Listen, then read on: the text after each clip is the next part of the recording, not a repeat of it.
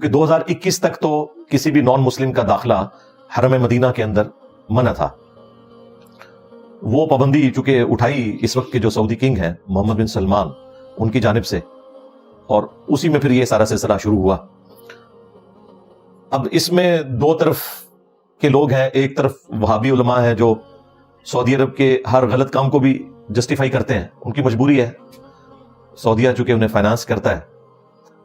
اور دوسری طرف حنفی علماء ہیں بریلوی اور دیوبندی, وہ سعودی عرب کے اچھے کاموں کی بھی تعریف نہیں کرتے, انہیں بھی نیگیٹو بنا کے پیش کرتے ہیں. ایک فرقہ وارانہ جنگ ہے. اہل تشیع کا جہاں تک معاملہ ہے وہ تو اب آلموسٹ اس حوالے سے ٹھنڈا پڑ گیا ہے جب سے محمد بن سلمان نے ایران کے ساتھ دوستی کا ہاتھ بڑھایا ہے, تو اس سے کافی حد تک معاملات ڈائلیوٹ ہو چکے ہیں. ورنہ پہلے ایران والے بھی اس سارے مسئلے میں اور شیعہ مکتب کے لوگ پیش ہوتے تھے. اب اس میں جو صحیح رائے کیا ہے وہ انشاءاللہ تعالی میں آج ڈسکس کروں گا, اور اسی کانٹیکسٹ میں نان مسلمز کے ساتھ جو مختلف ایشوز ہیں ہمارے, یعنی انہیں سلام کرنا, ان کی دعوت قبول کرنا, ان کے ساتھ کھانا پینا, انہیں قرآن پاک گفٹ کرنا, ان کی کتابیں پڑھنا, اس طرح کے جتنے چھوٹے چھوٹے مسائل ہیں آلموسٹ 10 کے قریب, میں انشاءاللہ انہیں بھی ڈسکس کروں گا.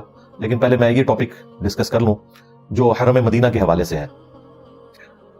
حنفی حضرات کے لیے تو ویسے یہ لمحہ فکری ہے, اس حوالے سے انہیں کوئی حق نہیں پہنچتا کہ وہ سعودی حکومت کے اوپر حرم مدینہ کے حوالے سے کوئی بات کریں. اس کی وجہ یہ ہے کہ یہ اس امام کے ماننے والے ہیں, یعنی امام ابو حنیفہ رحمہ اللہ تعالی المتوفى 150 ہجری 150 ہجری میں ان کی وفات ہوئی. آج چل رہا ہے 1445 ہجری. ان کے نزدیک تو مدینہ شریف حرم ہی نہیں ہے. اب باطل تعویلات کرتے ہیں بعض حنفی علماء, وہ کہتے ہیں نہیں امام حنیفہ وہ والا حرم نہیں مانتے مدینے کو جو مکے والا حرم ہے, ویسے وہ حرم مانتے ہیں, اور اس طرح کے باطل تعویلات کرتے ہیں. حالانکہ کلیئر کٹ ان کے جو آپ سمجھ لیں امام حنیفہ کے بعد چند بڑے علماء میں سے ایک بڑے عالم اور بزرگ محدث ملا علی قاری المتوفى 1014 ہجری, آلموسٹ 8 سے 400 سال پہلے ان کی ڈیتھ ہوئی. انہوں نے مرقہ لکھی ہے شرح مشکات کی. پوری دنیا کے اندر ایک علمی خزانہ ہے حنفیوں کے پاس, اور واقعی اس میں انہوں نے بڑے اچھے انداز کے اندر مسائل کو بیان کیا. چونکہ مشکات شریف میں احادیث ہے اور احادیث اکثر فقہ حنفی کے مسائل کے خلاف ہیں, تو اس کو کاؤنٹر کرنے کے لیے ایک شرح کی ضرورت تھی, اور بڑے اچھے انداز میں انہوں نے اپنا مقدمہ پیش کیا ہے ملا علی قاری نے. انہوں نے جہاں حرم مدینہ والا چیپٹر آیا ہے مشکات شریف میں, جس میں بخاری اور مسلم کے ریفرنس سے مشکات کے اندر احادیث موجود ہیں, اس کے سٹارٹ ہی میں انہوں نے کلیئر کٹ لکھا ہے کہ امام ابو حنیفہ رحمۃ اللہ علیہ کے نزدیک مدینہ حرم نہیں ہے. لیکن باقی جو 3 ائمہ ہیں اہل سنت کے, امام مالک, امام شافعی اور امام احمد بن حنبل رحمہ اللہ اجمعین وعلیہم السلام اجمعین ورضی اللہ عنہم اجمعین, یہ دعائیہ کے لبات ہیں, وہ آپ کسی کو بھی دے سکتے ہیں. ان کے نزدیک مدینہ شریف بھی حرم مکہ کی طرح حرم ہے. البتہ آج کے جو حنفی ہیں انہوں نے اپنی عوام کو یہ بات نہیں بتائی ہوئی کہ ان کے امام صاحب سے اتنا بڑا بلنڈر ہوا, جان بوجھ کے نہیں, ہم سمجھتے ہیں اگنورنس میں ہوا ہوگا, ان تک احادیث نہیں پہنچی ہوں گی. بلنڈر کہتے ہیں ایک فاش غلطی کو, بہت بڑی غلطی جو اوپن نظر آ رہی ہو. یہ کوئی اس طریقے سے کوئی بے حیائی پر مبنی لفظ نہیں ہے, کیونکہ اکثر لوگوں کو انگریزی بھی نہیں آتی نا, تو وہ پھر اس طرح کے الفاظ کے اوپر گرفت کرنا شروع کر دیتے ہیں. بلنڈر میں اس لیے کہہ رہا ہوں کہ متواتر احادیث موجود ہیں مدینہ شریف کے حرم ہونے کے اوپر. جو اہل سنت کی مین سٹریم کی بڑی 2 کتابیں ہیں صحیحین, یعنی صحیح بخاری اور صحیح مسلم, اس میں 50 سے زیادہ احادیث ہیں مدینہ شریف کے حرم ہونے کے اوپر. خود مولا علی علیہ السلام نے حدیث روایت کی ہے, سیدنا علی نے اپنی تلوار کی نیام میں سے ایک صحیفہ نکالا اور انہوں نے بتایا کہ یہ نبی علیہ السلام کی لکھوائی ہوئی وصیتیں ہیں. ان میں سے ایک وصیت یہ بھی تھی کہ مدینہ حرم ہے, جس نے مدینے میں بدعت کو جاری کیا اس پہ اللہ کی لعنت, اللہ کے فرشتوں کی لعنت, تمام لعنت کرنے والوں کی لعنت, اور قیامت کے دن اللہ تعالیٰ ایسے شخص کا نہ کوئی فرض قبول کرے گا اور نہ کوئی نفل قبول کرے گا جس نے مدینے میں کسی بدعت کو جاری کیا یا کسی بدعتی کو پناہ دی. اس کے علاوہ بھی بخاری اور مسلم میں حدیث موجود ہے, نبی صلی اللہ علیہ وآلہ وسلم نے اللہ کے حضور عرض کی, اے اللہ تیرے خلیل ابراہیم علیہ السلام نے مکہ شریف کو حرم ڈکلیئر کیا تھا, اور میں ان 2 پتھریلے پہاڑوں کے درمیان جو جگہ ہے مدینہ شریف, اسے حرم ڈکلیئر کرتا ہوں. پھر بخاری مسلم میں نبی علیہ السلام کی دعائیں ہیں مدینہ شریف کے لیے, اے اللہ مدینے کی محبت ہمارے دلوں میں مکے کی طرح کر دے، بلکہ اس سے بھی زیادہ کر دے۔ اے اللہ جو برکتیں تو نے مکے میں دی ہیں اس سے دگنی ڈبل مدینے میں عطا فرما۔ اے اللہ مدینے کے مد میں برکت عطا فرما، مدینے کے سا میں برکت عطا فرما۔ بیسیکلی یہ میئرمنٹ کے انسٹرومنٹس تھے، جس طرح ہمارے یہ کلو گرامز اور لیٹرز استعمال ہوتے ہیں، اس طرح اس زمانے میں جو میئرمنٹ کے پیمانے تھے وہ کہلاتے تھے مد اور سا، یعنی مدینہ شریف کے مد اور سا میں اے اللہ برکت نازل فرما۔ تو اس طرح کی کافی ساری چیزیں مدینہ شریف کے حوالے سے، اس کے حرم ہونے کے حوالے سے، اس کی اہمیت کے حوالے سے موجود ہے۔ اور پھر وہ حدیث جو بخاری اور مسلم دونوں میں موجود ہے، نبی صلی اللہ علیہ وآلہ وسلم نے فرمایا کہ 3 مساجد کے سوا کسی اور جگہ کے لیے ایکسٹرا آرڈنری ثواب کی نیت سے سفر نہیں کرنا، یعنی مسجد کے پوائنٹ آف ویو سے بات ہو رہی ہے۔ ویسے تو آپ نیکی کے کاموں کے لیے سفر کر سکتے ہیں، علمی مجالس کے لیے سفر کر سکتے ہیں، یعنی مسجد کے پوائنٹ آف ویو سے 3 مساجد کے سوا کسی اور جگہ کے لیے اونٹوں کے کجاووں کو نہیں کسنا، سفر اختیار نہیں کرنا۔ نمبر 1 بیت اللہ شریف، نمبر 2 مسجد اقصی، مسجد ایلیا یروشلم میں ہے جو، اور نمبر 3 مسجد نبوی صلی اللہ علیہ وآلہ وسلم جو مدینہ شریف میں ہے۔ لہذا مدینہ شریف کی حرمت، اس کا حرم ہونا، یہ الحمدللہ اسٹیبلش ہے۔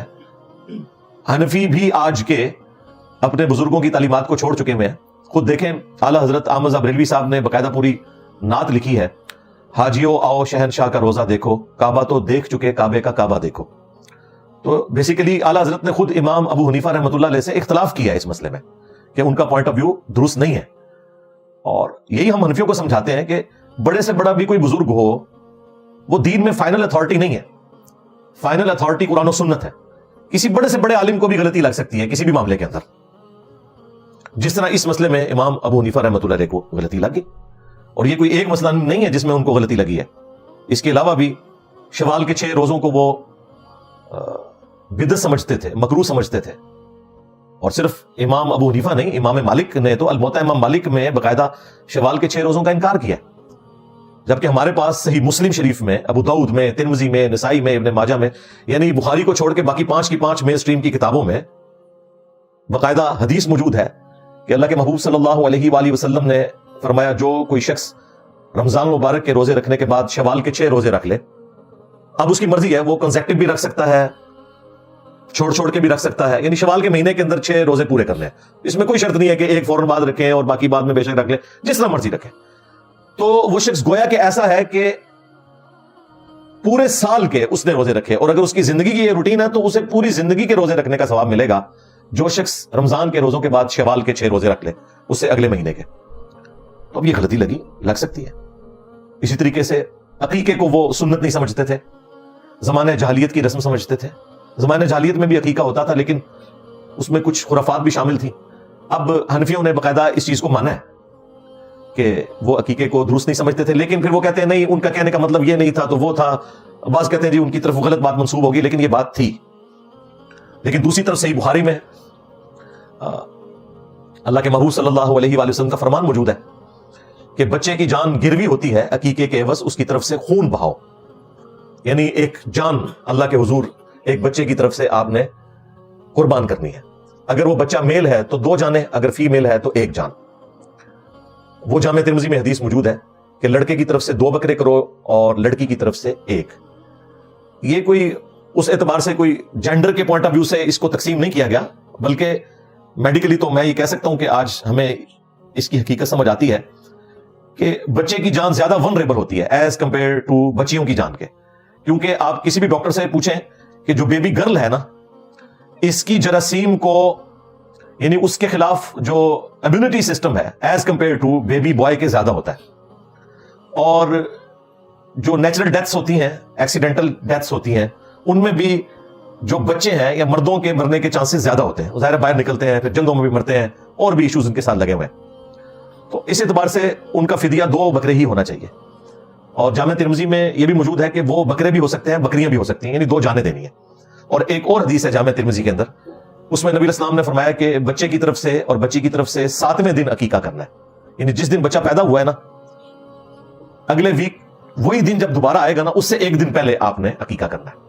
اگر جمعے کو بچہ پیدا ہوا ہے تو جمعرات کو عقیقہ ہوگا، کیونکہ جمعہ 8 دن ہوتا ہے نا، تو جمعرات 7 دن ہوگا۔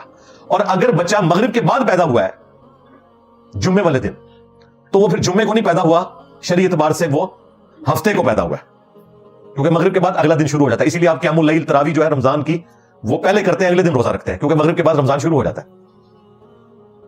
تو پھر اگر مغرب کے بعد جمعے والے دن بچہ پیدا ہوا ہے, تو پھر چونکہ وہ ہفتے کو پیدا ہوا ہے, اس لیے پھر اس کا عقیقہ جمعے والے دن ہوگا.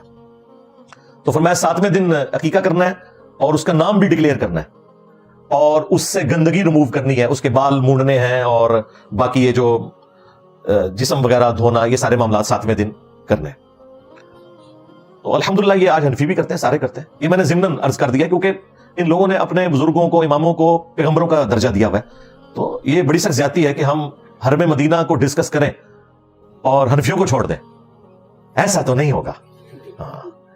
ہمیں جہاں جہاں موقع ملے گا آپ کا ذہن کھولنے کے لیے ہم کوئی نہ کوئی بات آپ کے سامنے رکھیں گے, تاکہ آپ کو پتہ چلے کہ کس لیول کی گمراہی پبلک کے اندر پھیل چکی ہے. تو یہ 2021 کے اندر آ کے محمد بن سلمان نے یہ پابندی ختم کی, اور اس میں کوئی ایسا معاملہ نہیں تھا کہ اسے اتنا بڑا ہنگامہ کھڑا کیا جاتا. لیکن چونکہ ایک اتنے عرصے سے خود سعودی حکومت نے پابندی لگائی ہوئی تھی, تو ہنگامہ کھڑا ہونا اس اعتبار سے تو جسٹیفائی تھا کہ بھئی آپ نے اپنی پابندی جو ہے وہ خود توڑ دی ہے.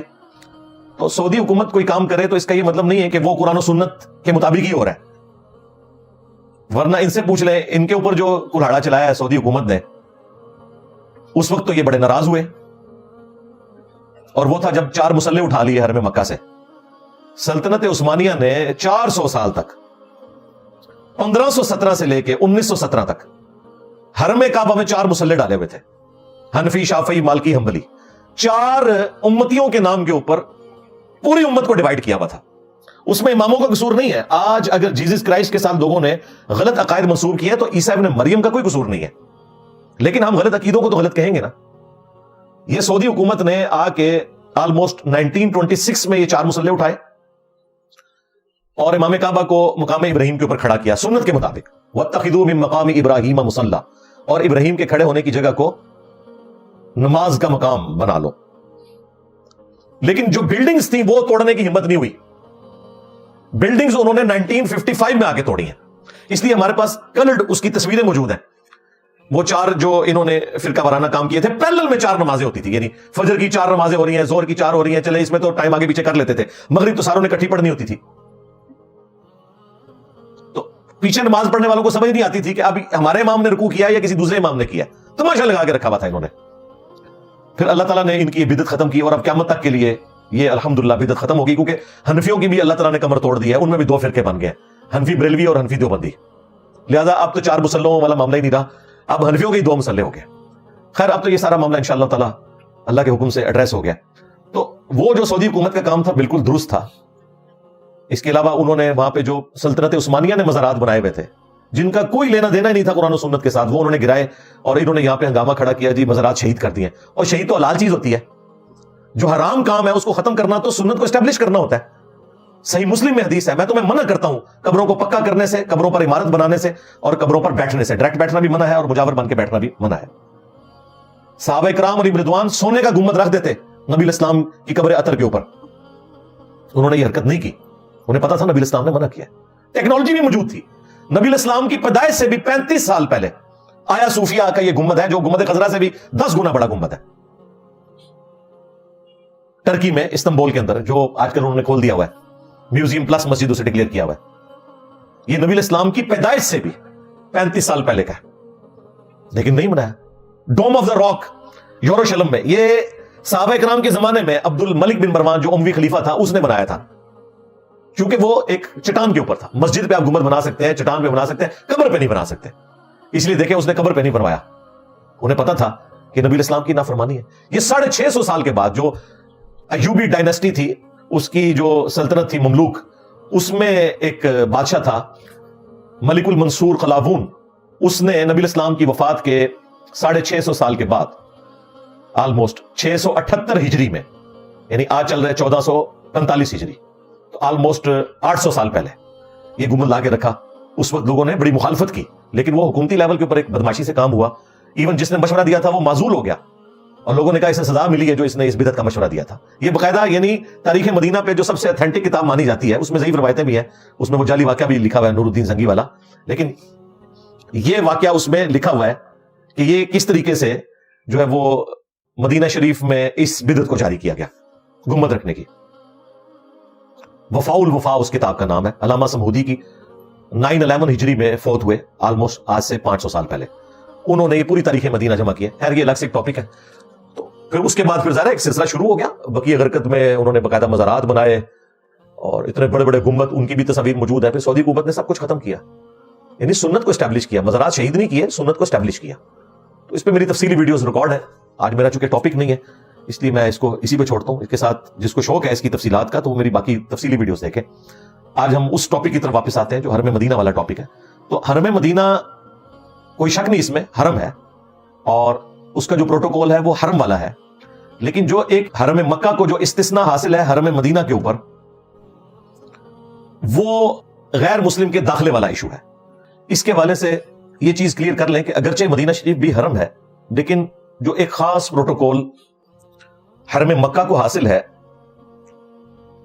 اس اعتبار سے کہ وہاں پہ نان مسلم کوئی انٹر نہیں ہو سکتا, یہ ایک استثناء ہے حرم مدینہ کا. وہاں پر اس چیز کی اجازت ہے کہ کوئی نان مسلم انٹر ہو سکتا ہے. یہی وجہ ہے کہ مسلمانوں نے نبی صلی اللہ علیہ وآلہ وسلم کی وفات کے بعد بھی اسی لیگیسی کو چلایا کہ انہوں نے اپنا جو کیپٹل سٹی ہے, دارالخلافہ ہے, وہ مدینہ شریف کو رکھا, مکہ شریف کو نہیں رکھا. ظاہر ہے دارالخلافہ میں تو باہر سے بھی لوگ آ کے ملیں گے, تو پھر وہ والا سارا ایک کرٹیکل ایشو حرم مدینہ اور حرم مکہ کے فرق والا, اس کو پھر کیسے ایڈریس کیا جائے گا. تو مدینہ شریف میں یہ والا جو استثناء تھا اس کی وجہ سے مسلمانوں نے دارالخلافہ مدینہ شریف میں رکھا. خود اللہ کے محبوب صلی اللہ علیہ وآلہ وسلم کا آفس مسجد نبوی شریف تھا. نہ صرف مسلمانوں سے ملتے تھے بلکہ نان مسلمز بھی آپ صلی اللہ علیہ وآلہ وسلم کو آ کر مسجد نبوی شریف کے اندر ملا کرتے تھے. نہ صرف حرم مدینہ میں, مسجد نبوی کے اندر. اس میں ایک مشہور واقعہ جو صحیح بخاری اور صحیح مسلم کے اندر ملتا ہے, بنی حنیفہ قبیلے سے ایک شخص تھا ثمامہ بن اسال. وہ ایک جنگجو تھا اور ایک سمجھ لے اس زمانے کا ایک بڑا دہشت گرد تھا. صحابہ کرام نے اسے گرفتار کیا اور مدینہ شریف لے آئے. اللہ کے محبوب صلی اللہ علیہ وآلہ وسلم نے فرمایا کہ اسے مسجد نبوی کے اندر ایک پلر تھا, ستون, اس کے ساتھ باندھ دو. وہ آج بھی آپ کو ستونوں کے اوپر نام باقاعدہ لکھے ہوئے ملیں گے. ان میں سے ایک ستون یہ بھی تھا جس پہ ثمامہ کو باندھ دیا گیا اور 3 دن تک اسے باندھ کے رکھا گیا. ظاہر بیچ میں کھانے پینے کے لیے یا ٹوائلٹ جانے کے لیے اسے کھولا جاتا تھا. نبی الاسلام کی خواہش تھی کہ یہ ہماری ایکٹیویٹیز کو مسجد نبوی میں آبزرو کرے, ہو سکتا ہے اس کا دل اسلام کے لیے اللہ تعالیٰ مائل کر دے, سینہ کھول دے. ایک دن جب گزرا تو نبی الاسلام اس سے مخاطب ہوئے اور پوچھا کہ تیرے ساتھ کیا معاملہ کیا جائے, بتا. اس نے عرض کی کہ اگر آپ مجھے قتل کروا دیں تو یقیناً میں اس کا حقدار ہوں کیونکہ میں ایک خونی شخص ہوں, اور اگر آپ مجھے معاف کر دیں تو میں آپ کا شکر گزار ہوں گا اور میں اس کی قدر کروں گا. نبی الاسلام تشریف لے گئے. اگلے دن پھر آئے اور پھر وہی سوال کیا, اس نے وہی جواب دیا. تیسرے دن آپ صلی اللہ علیہ وآلہ وسلم آئے اور وہی سوال کیا, اس نے وہی جواب دیا. اللہ تعالیٰ نے اپنے نبی کو بتا دیا ہوگا کہ اس کا سینہ کھل چکا ہے اسلام کے لیے. تیسرے دن جب اس نے وہی جواب دیا تو نبی الاسلام نے کہا کہ اس کی رسیاں کھول دو. رسیاں کھول دی گئیں. بخاری مسلم کے الفاظ ہیں کہ وہ شخص مسجد نبوی سے نکلا, پاس ایک کوئی حمام تھا, کوئی تالاب تھا, وہاں جا کے اس نے غسل کیا اور سیدھا نبی الاسلام کے پاس واپس آ گیا اور اس نے کہا اشہد ان لا الہ الا اللہ اشہد ان محمد رسول اللہ, میں گواہی دیتا ہوں کہ اللہ کے سوا کوئی معبود نہیں اور میں گواہی دیتا ہوں کہ محمد صلی اللہ علیہ وآلہ وسلم اللہ کے بندے اور اس کے رسول ہیں. اس نے اسلام قبول کر لیا اور پھر اس نے کہا یا رسول اللہ صلی اللہ علیہ وآلہ وسلم, آج سے پہلے میرے دل میں کسی بھی چہرے کے لیے اتنی نفرت نہیں تھی جتنی آپ کے چہرہ مبارک کے لیے تھی, لیکن آج اس روئے ارض پہ آپ کے چہرے سے بڑھ کر مجھے کوئی اور چہرہ محبوب نہیں ہے. آج سے پہلے مجھے آپ کے دین سے بڑھ کر کوئی مردود شے نہیں تھی, لیکن آج کے دن مجھے اس دین سے بڑھ کر کوئی محبوب دین نہیں ہے.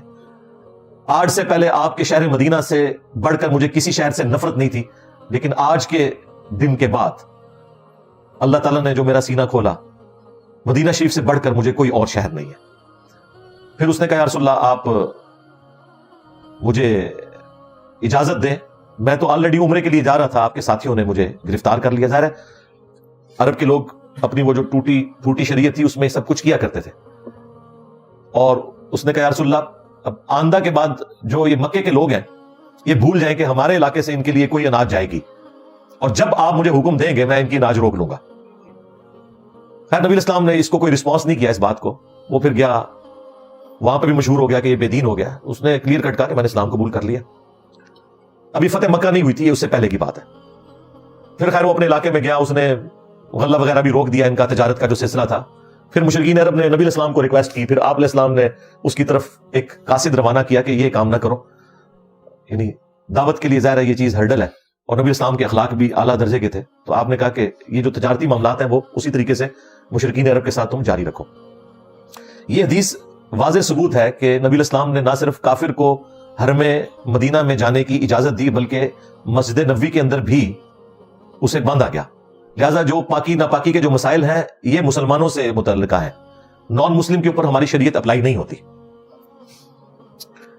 اس کے علاوہ صحیح بخاری اور صحیح مسلم میں جو نجران کے کرسچنز پادریوں کے ساتھ جو مباہلہ والا معاملہ ہوا تھا، جو نبی الاسلام کی خدمت میں حاضر ہوئے، وہ بھی حرم مدینہ کے اندر ہی آئے تھے۔ خیر انہیں اندازہ ہو گیا کہ اگر نبی الاسلام نے ہمارے لیے لعنت کی بد دعا کر دی تو پھر یہ ہماری اولاد تک ٹرانسفر ہوگی۔ اسلام تو انہوں نے نہیں قبول کیا لیکن مباہلے کے لیے تیار نہیں ہوئے، اور کہا یا رسول اللہ جو آپ کہیں گے نا ہم وہ مانیں گے، یعنی اگر آپ نے کوئی جزیہ وغیرہ لینا ہے یا اس طرح کا معاملہ، ہم آپ کے ساتھ مباہلے کے لیے تیار نہیں ہوں گے۔ حالانکہ آئے اسی کام کے لیے تھے وہاں سے، یعنی ایک علماء کا وفد آیا تھا مناظرہ کرنے کے لیے۔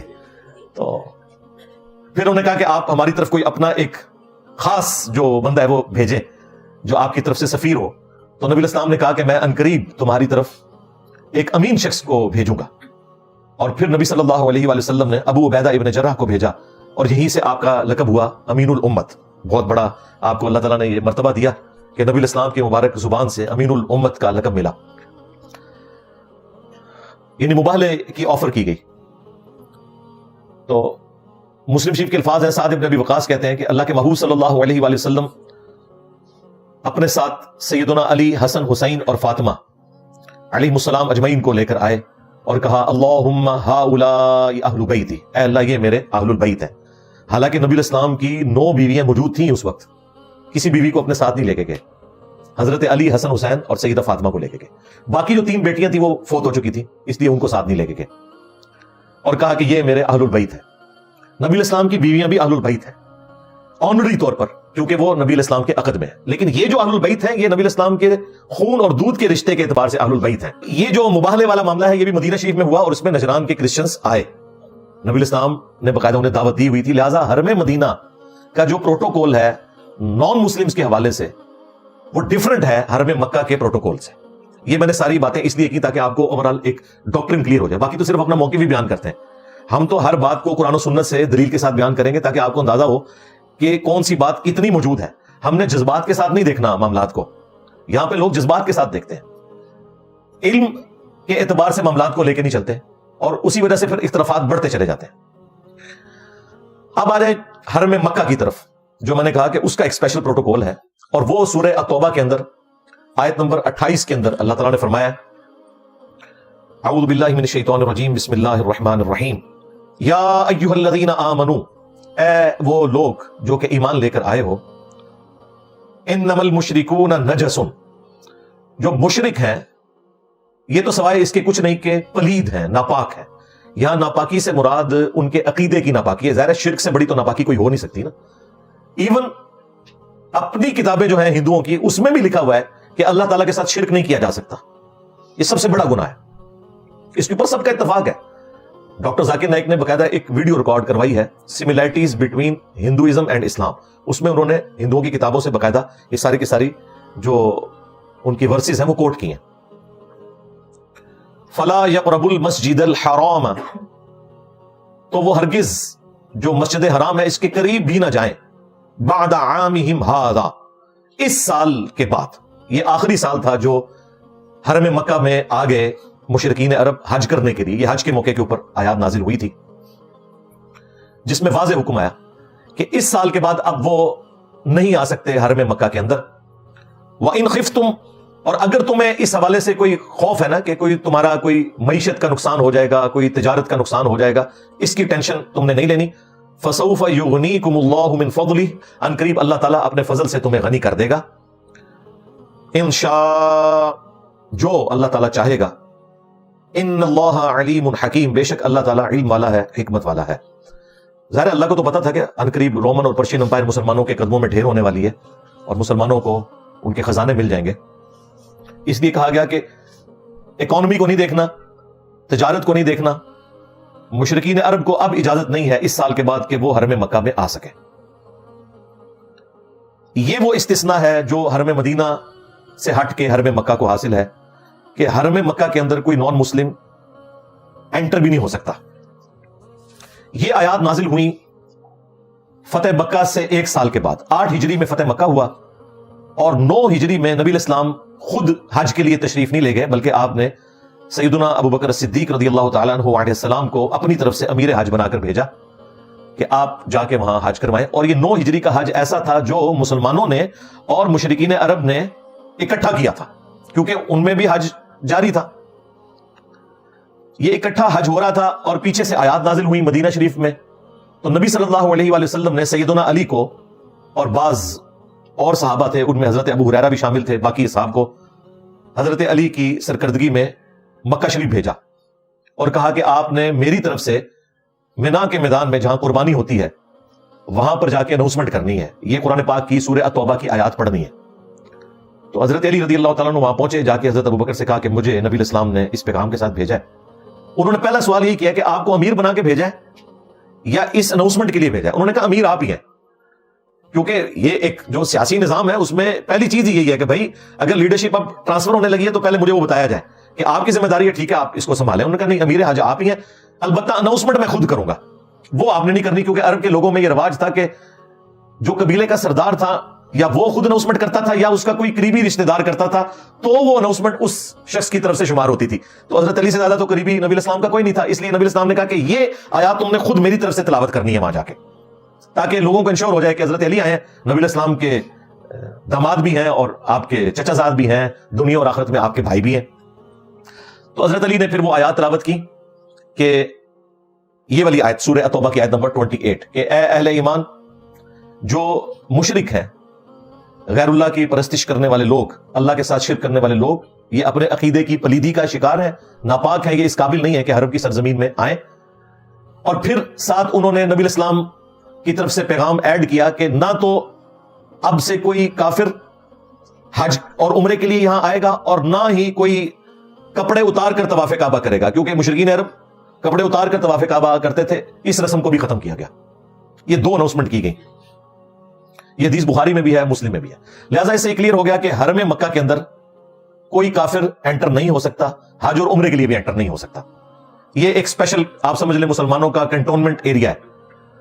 یعنی اگر میں کہوں کہ مجھے پینٹاگون کا وزٹ کروایا جائے, مجھے تو خیر ویسے ہی نہیں کروائیں گے, میں تو ایک ایسے ادارے سے تعلق رکھتا ہوں کہ میرا تو جانا وہاں پہ مشکل ہے. تو ظاہر ہے امریکہ والے کبھی بھی الاؤ نہیں کریں گے, وہ کہیں گے کہ اس طریقے سے تو ہم ہر بندے کو تو وہاں وزٹ نہیں کروا سکتے.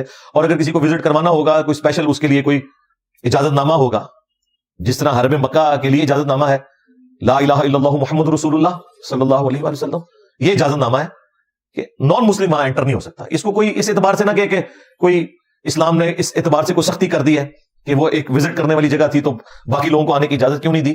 اللہ تعالیٰ نے حرم مکہ کو اپنے لیے خاص کر لیا. ویسے تو پوری سرزمین حرم کو ہی کیا ہے, وہاں پہ کوئی مندر تعمیر نہیں ہو سکتا, یہ کلیئر کٹ ہے. حرم کی سرزمین کو اللہ تعالیٰ نے خاص کر لیا ہے مسلمانوں کے لیے, اسلام کے لیے. لیکن جو اس میں پھر زیادہ سختی ہے وہ حرم مکہ کے اعتبار سے ہے کہ وہاں تو کوئی نان مسلم انٹر بھی نہیں ہوگا. یہ واضح آیت مبارکہ موجود ہے اور اس کانٹیکسٹ میں بخاری اور مسلم کی حدیث